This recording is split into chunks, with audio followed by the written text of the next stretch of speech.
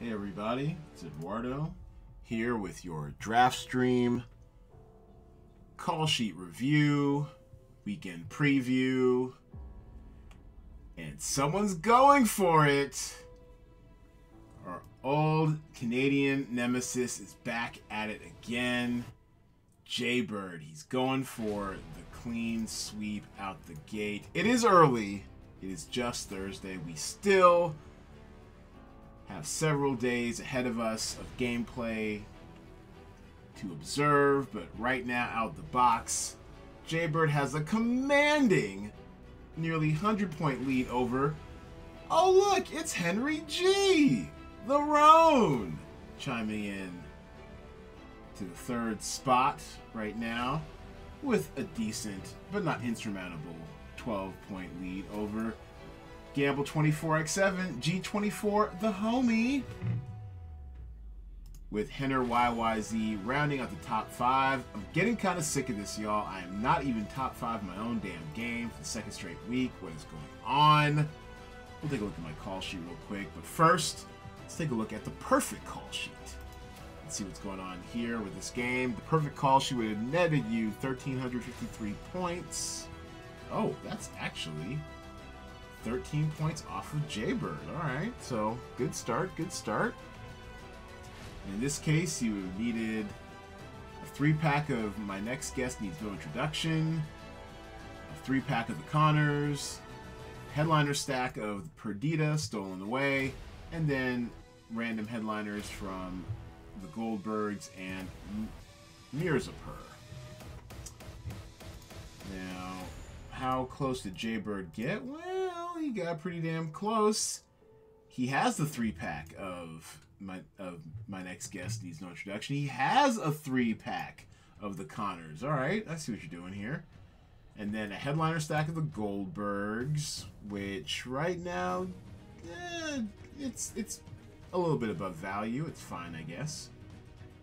And the Queen's Gambit, which is a title I like a lot too, which is probably what's holding me back, because that seems to be the only thing holding him back. Oh, and then Blackish also. This one, he's pretty much right at value. 15,400 for 154 points. And the Queen's Gambit, I mean, it's got decent value, but it's looks like it's the difference between that and the perfect call sheet. And the differentiation between his second call sheet, well, it looks like, oh, Coming Home Again, which, yeah, just okay value. I actually don't think it's going to have much room for growth over the weekend because I doubt, well, I don't know. I'm not exactly sure if Metacritic's going to cover it. It's going to need some Google user help, so. And it's a virtual theater title, which is essentially video on demand, but the resources go back to your local theater. So the money goes back to your local theater when you do video on demand. So I don't know. We'll keep our eye on this one. All right. So, and then the Roan, Henry G. What does a third place currently call sheet look like? Well, it has got. All right. So he's got headliner stack from My Next Guest. Headliner stack from On the Rocks, headliner stack from Rebecca, headliner stack from the Connors, and then the Queen's Gambit and the Undoing. And you know what? I think the Queen's Gambit has got a lot of room to run. Netflix notoriously does not let much early access out to its original shows or series. Where is the Queen's Gambit? Here it is. 183 from the critics. So that's got set up nicely, as a matter of fact. And I'm also, I've got a huge gamble of the Queen's Gambit, just to show you real quick what I'm working with. I've got a 3-pack here, but on my second call sheet, I've got a, is this my second one? On my first call sheet, I've got, yeah, like a 6-pack. So I really need the Queen. If the Queen's Gambit does what I think it's going to do, I mean, you know, look out below. Matter of fact, let's game something out real quick. Queen's Gambit, let's say it gets an 80 and an 8. What does that look like? All right, well, Jaybird still is in the lead. Damn, he's good. He's still in the lead. Oh, but here I come.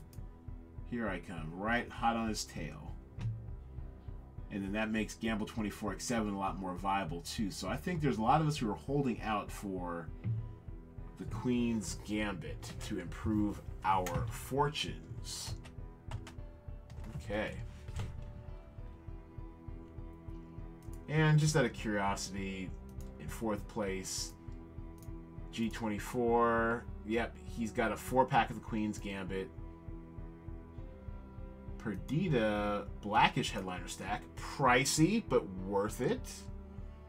And 537 votes. Now, I'm not exactly sure how well this is going to do, but I just watched and I thought it was phenomenal. Just phenomenal. You see, I just gave it a 10. And phenomenal only because it's scary. Now, at the time that... Now, obviously, it documents the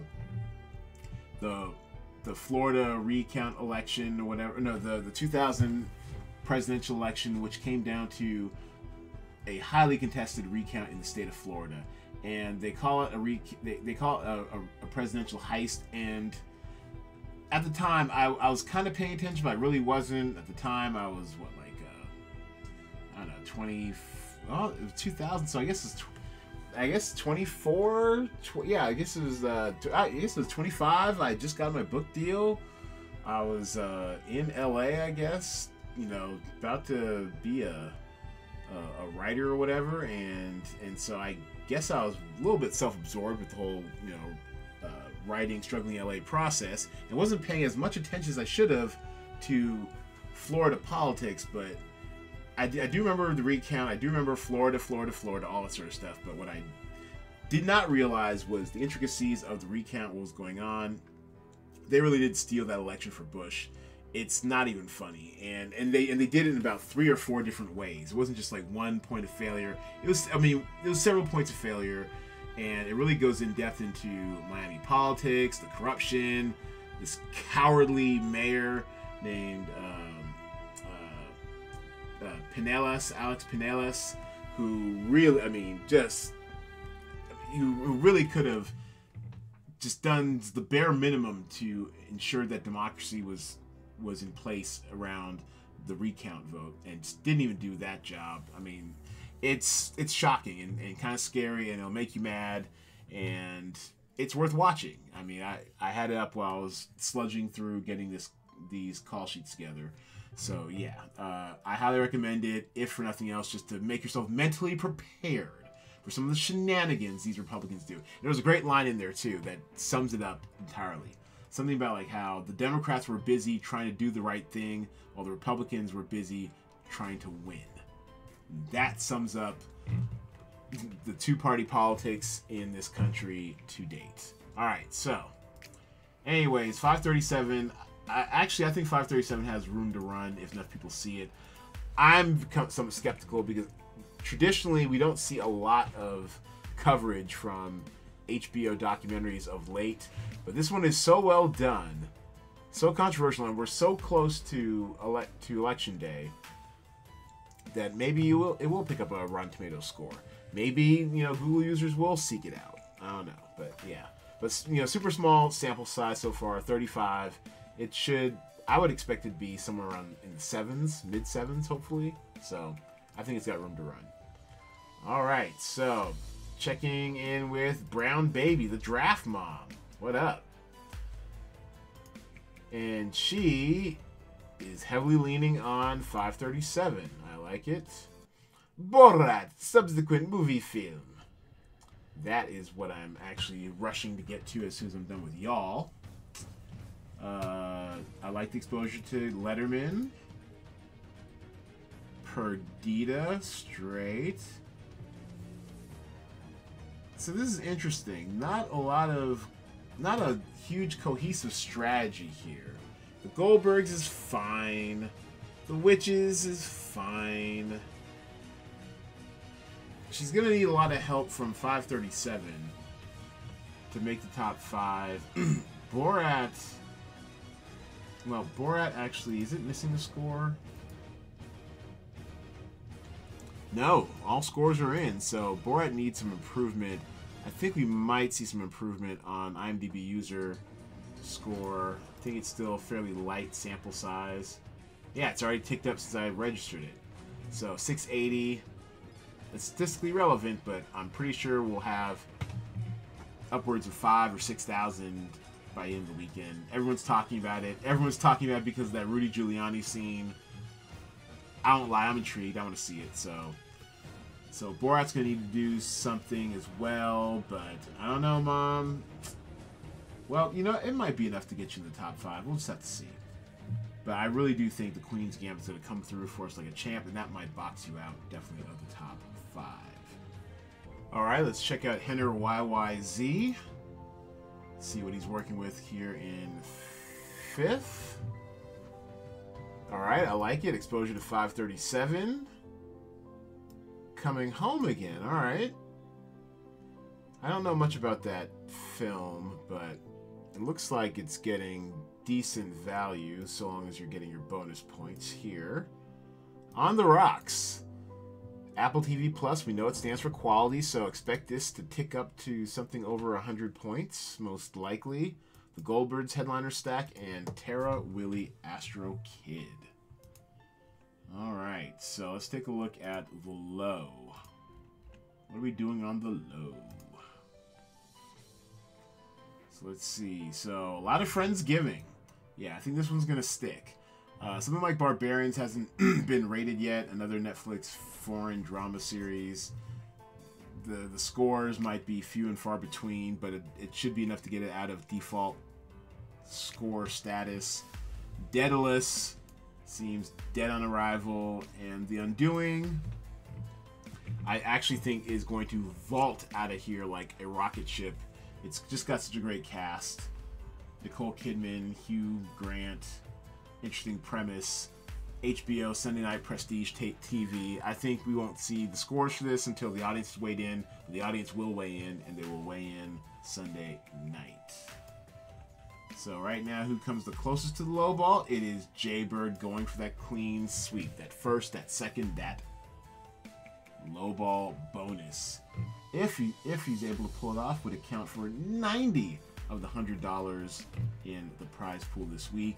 Trying to take back the money lead with Authority. And in this, he's got a lot of Friendsgiving. Just one Undoing. Looks like a bit of a salary grab. Daedalus, and then a 3-pack of the Barbarian. So he's wagering that the Netflix fire hose. Oh, and actually, you know what? No, actually, it comes out tonight. So never mind. He's actually wagering the Netflix fire hose just drowns out people with too much content. That this either doesn't get reviewed enough, or it totally gets overlooked by audiences. And if that's the case, then that default score may hold. But I like Friendsgiving. I think it's going nowhere fast. Same thing with Daedalus. I mean, he had like a 3.2 from IMDb. That's nuts. But The Undoing, I think, was a salary play, but maybe it won't. I mean, I don't know if it will get to 100 or anything, but you know, as far as salary plays go, it's not too bad. Me personally, I like, and actually he was in second behind him. Alright, so trailing him, of course, G24. The homie, he's got a lot on Undoing, which is interesting. And I get it because he overloaded on Daedalus. And I had the same instinct, G24, I had the same instinct. I wanted to do it, but it's too cheap and I had to start tinkering around. And then Pom Pom Murders, we know this is going to end up somewhere in the 70s because it's going to get the one IMDb score that's going to mess it up. But it still might be bad enough to be part of the low ball strategy. And I'll share with you my low ball because I think my strategy is not bad. Borat definitely screws up the curve. But I had a bunch of Daedalus. I think I had like 6 actors from Daedalus. And I just couldn't make the salaries work, so I started to have to kind of start adding stuff. So I'm also taking a chance on Barbarians. I think Bad Hair is kind of stuck with its scores. So this actually, I think, has a good chance of making the lowball call sheet. It's hovering barely above a default score. So I think between that, if Barbarians can hold, deadless. I do not know what to expect with Move. I really don't. No one's talking about it. It's some sort of foreign reality type dance show. I mean, this seems primed to be ignored by everyone and be stuck at a default score.